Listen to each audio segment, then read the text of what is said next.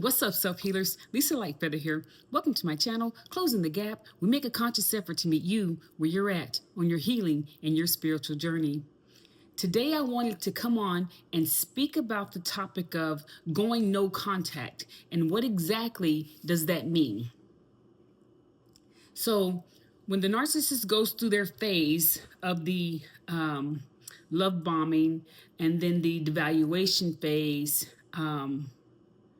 this is where the healed empath will immediately see. Now, the unhealed empath will go through the love bombing, the devaluation phase, the discard phase, and then come back into the hoovering phase. And they may do this many times until they start to recognize the pattern, because the unhealed empath won't recognize the pattern.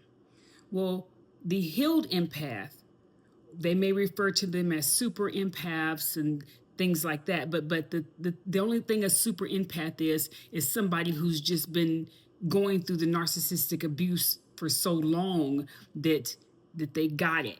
You know what I mean? But in order to get it, you first have to see it. And so that requires doing the work and healing. So the healed empath, right, or an empath that's on their journey to healing, will stop the narcissistic cycle during the devaluation phase. So they see the love bombing, they go through the love bombing, and then the devaluation phase starts. Well, the healed empath is not going to tolerate the devaluation phase. You're not going to disrespect the healed empath. You're not going to take them out in public and disrespect them and think that that's going to be done repeatedly. And so the healed empath will see the abuse beginning in the devaluation phase, and they will cut it off right there. Some empaths will cut it off in the love bombing because they already see the energy, but most will cut it off in the devaluation phase. So what does going no contact mean? Going no contact means just that, going no contact, right? And so it's not just staying a little bit. Let me just keep him on the social media page so I can watch what she or he is doing. Let me just stay in touch with her friends so that I can low-key know what their status is and stuff like that. No, going no contact is going no contact. Anybody they associate with, you don't associate with. No social media page. Change your phone number if you want to, or just simply block them.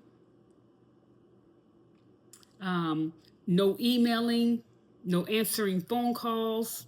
Make sure they're blocked on all points of contact, such as WhatsApp, any other app that you have that they may be able to contact you on. You block it. You don't give them any type of energy. If they're on social media, you block them. You block them. You don't keep their social media, right? It's tempting because you want to know where they're at. You want to know what they're doing because, like they say, keep your enemies close, keep your friends close and your enemies closer. But when it comes to the narcissist, when you go no contact, it is no contact. I'm telling you that this is the most powerful weapon that the healed empath has. Because remember, the empath does not need the narcissist. Now, when the empath is at the codependent stage, they might need the narcissist, but they might need anybody that they can try to help and heal and things of that sort. But the healed empath does not need the narcissist. The healed empath generates their own energy. They don't need any outside sources to feed on. The narcissist needs the empath. So when you go no contact, it is the most powerful weapon that the empath has. It absolutely kills them.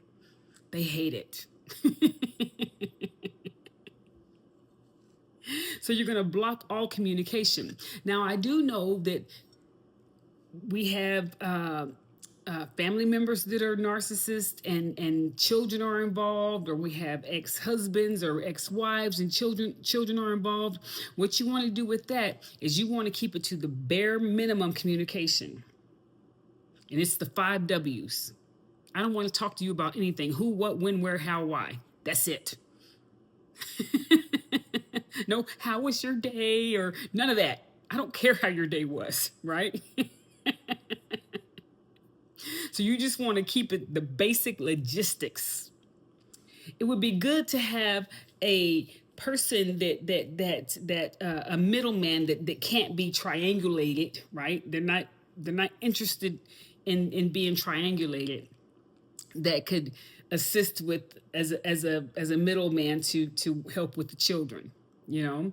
Like if the narcissist is saying that he has visiting rights or she has visiting rights once a month or every other weekend, then there's some type of middle meeting in the middle, you know. There doesn't need to be any conversation.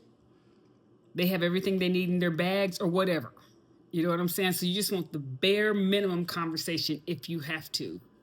Give them absolutely zero energy, zero emotion, because that's what the narcissist feeds on. They feed on your emotion. Whether it's anger, whether it's love, whether it's happiness, whether it's sadness, they feed on your emotions. So the healed empath has to learn to be a blank slate when they're around the narcissist. Zero emotion. The things that they did during the devaluation phase that they felt like triggered you, or it did trigger you, it triggers you no more. Don't give them any emotion. Now, when you have children, that means that you've been with this narcissist for a long time. So they know how to push your buttons. Right? So you have to be grounded enough and done enough, meaning you're just finished, you're done. They're not getting anything else from you, right? You don't let them trigger you. That's why it's good to have that middle person that can stand in between you and them, and then the middle person can possibly, like a family member or something, can possibly like get the children. Or if he comes by the house to get the children, you just send the children out with their bags. He don't even have to see you for what, right? Or she don't even have to see you for what, right? Now, I find it very sad if you have to hand your children over to a narcissist, but the way the legalities are set up, that's just the way the legalities are set up, yeah? The next thing of going no contact, and this is the hardest one, is mental and energetic energy. Ruminating over all that the narcissist has done. Ruminating of all that the narcissist has gotten away with. And so, in ruminating, what we're doing is we're giving energy. We're losing our own life force. That means the narcissist is still having an effect on us. And so that's when the cord cutting rituals come in, possibly even therapy, because once you leave a narcissist, especially if it's been years and years of abuse, you're going to need to heal. You may possibly need to go to therapy.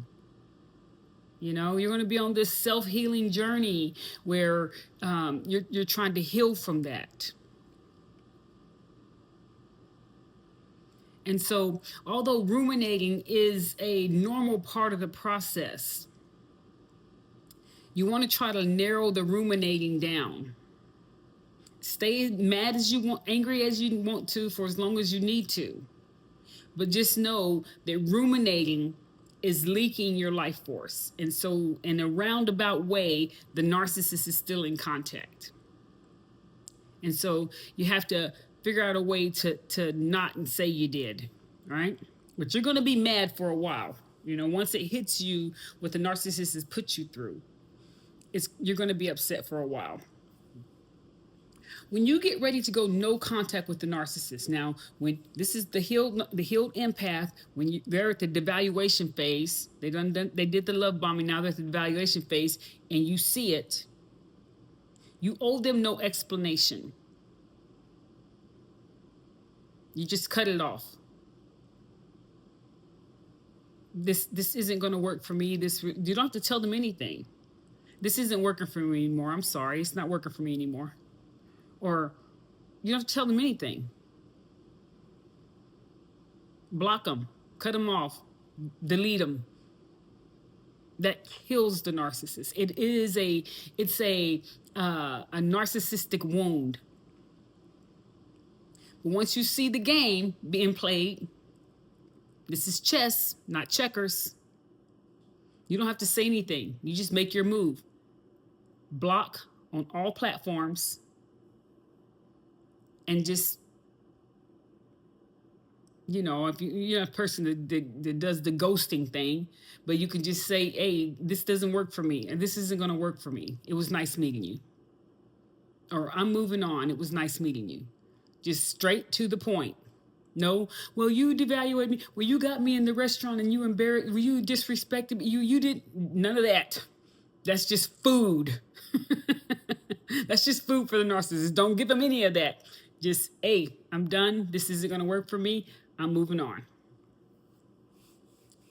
Going no contact is just the start. Once you go no contact, depending on how long you've been, it doesn't matter how long it is. It's like you after the empath has been through so much, and then they catch themselves in that cycle again, even though you do catch it at the devaluation phase. The healed empath will catch it before it gets too far. It still pisses you off that you even stepped in that energy. You're still mad. And so you're going to have to heal that. Yeah? So after the no contact, there's a healing period. Right? Forgiving yourself for being human. Forgiving yourself for making that mistake once again. Right? And just knowing that you're one step closer to being able to spot it even quicker. Yeah? So be gentle on yourself as you go through this process of the empath narcissist dynamic. Because you will fall into it. You will fall into it. But it doesn't mean that your healing that you've done thus far is negated. You'll see that as your healing goes, that narcissist impact dynamic is shorter and shorter and shorter. And then eventually it's, I'm done. I know that I'm done.